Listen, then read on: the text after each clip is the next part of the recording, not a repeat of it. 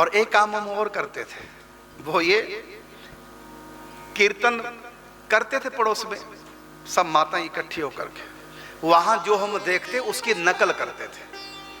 गांव से बाहर खेतों में एक गुफा थी, अब भी है वो, शहजानंद नाम के कोई संत हुए हैं, वो उस गुफा में रहा करते थे। कभी 100-200 साल पुरानी गुफा है, 100-200 साल पुरानी। श्री सहजानंद जी को किसने देखा हो ऐसा कोई बुजुर्ग गांव में था नहीं, लेकिन बातें चली आ रही हैं कि सहजानंद जी महाराज जी की ये गुफा है। उस गुफा के नाम से वहां खेत भी है, पीपल का वृक्ष है, शंकर जी का छोटा मंदिर है, गुफा है, नीचे वो भजन करते थे, उनकी धुनी है। कीर्तन करते हैं, दरअसल कीर्तन नहीं करते, कीर्तन करने की नकल करते थे। जैसे वो करते हैं कीर्तन हम भी करेंगे, झूठी मूठी ऐसे बच्चे थे। और उसमें करते क्या, तालाब से कीचड़ निकालकर, गारा निकालकर छोटे छोटे लड्डू बना लेते हैं भोग लगाने के लिए, और गारे का ही ऐसे करके अगरबत्ती बना लेते हैं,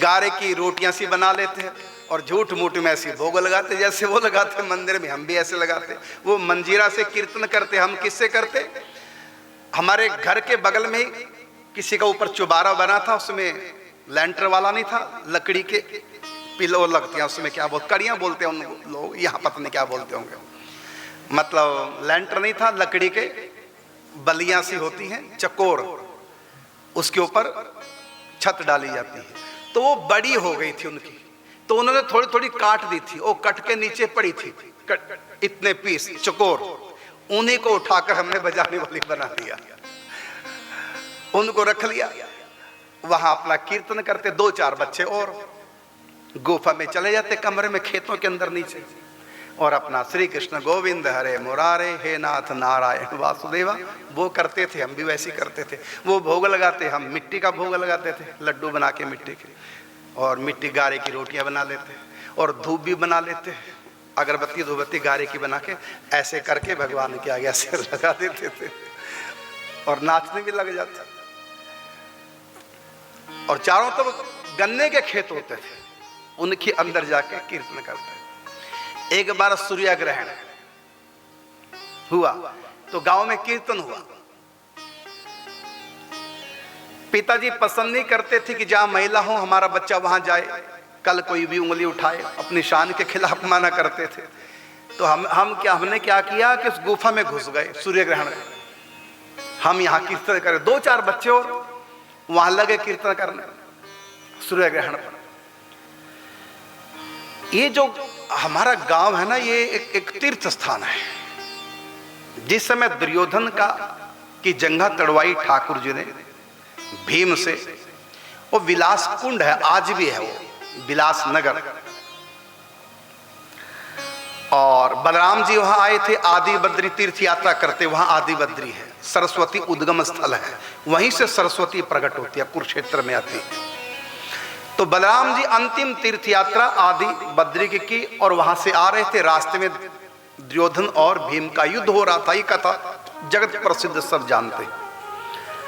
वहां से दुर्योधन की जंघा तोड़कर पांचों पांडवों सहित भगवान श्री कृष्ण बलराम कुरुक्षेत्र की तरफ आए। रास्ते में पांचों पांडवों ने जहां विश्राम किया, वो पंच तीर्थ नाम से आज भी जगह है, गांव के बिल्कुल बगल में। और जो हमारा गांव है, यहां पर कृष्ण बलराम ने विश्राम किया, इसलिए वहां बलराम जी के नाम से रामकुंड आज भी है। और पास में दौलरा गांव है, जहां बलराम जी का मंदिर है, दाऊ जी का मंदिर दौलरा गांव में, वो तीर्थ स्थान है। आप सर्च कर सकते हैं टोपरा कला लिख करके, टोपरा कला लिख करके सर्च कर सकते हैं, वहां बहुत विशाल मंदिर है, 2000 साल पुराना। और अशोक ने जहां धर्म के प्रचार के लिए स्तंभ जगह जगह लगवाए थे, तो एक स्तंभ उन्होंने टोपरा कला गांव में लगाया था, आज वहां नहीं है वो स्तंभ। इस समय कोटला कला दिल्ली में है, वो टोपरे से आया था। और आप सर्च कर सकते हैं टोपरा कला का इतिहास गूगल पे जाकर। आज भी वहां बहुत बड़ा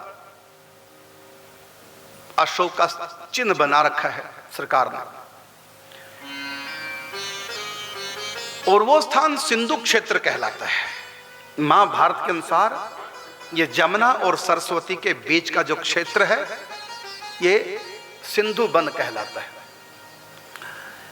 यहीं से पहाड़ों से निकल करके गंगा जमुना मैदान भाग में आती है। एक तरफ जमुना जी, एक तरफ सरस्वती है, बीच का क्षेत्र यही वो कुरुक्षेत्र है जहां महाभारत का युद्ध हुआ था। तो ऐसा नहीं कि हमारे पिताजी कोई नास्तिक थे, ऐसा नहीं। कुरुक्षेत्र में अमावस पे स्नान करने जाते, हरिद्वार 108 किलोमीटर पड़ता है वहां से, वहां जाते और प्रतिवर्ष नवरात्रों में चंडीगढ़ मनसा देवी जाते, कई बार हमको भी ले जाते हैं। भक्ति से रोकते नहीं थे, लेकिन इतना है कि घर में करो, बाहर में कोई भी उंगली उठाए। अब लगन हमको लग चुकी थी वृंदावन की, थे बिल्कुल अनजान, और फिर भी ठाकुर जी कितने कृपा करते हैं। इसलिए कहा कि चाहे हम कुछ जानते हो चाहे न जानते हो, बस अपनी जान में जितना जानते हैं उसके अनुसार मानना शुरू कर दो। थोड़ा जान जा, थोड़ा मान।